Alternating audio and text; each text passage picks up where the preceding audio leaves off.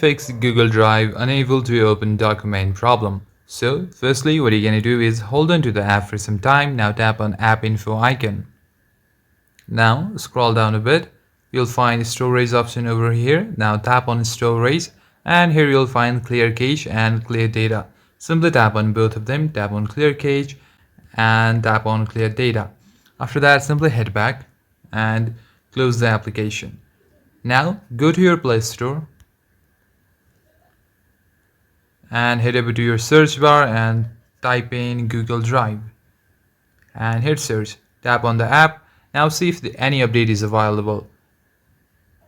If it shows open option, then that means your app is already up to date. If not, then you will have an update icon appear instead of open. Make sure to tap on that and see if your app is up to date or not.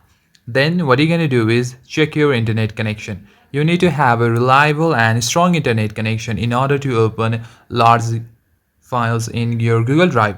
So first of all, turn on your airplane mode on. Now wait for 10 to 15 seconds, and after that turn it off and switch to Wi-Fi. If your Wi-Fi speed is too low, then you can always switch back to your mobile data. Now check your internet connection. Go to Chrome and search for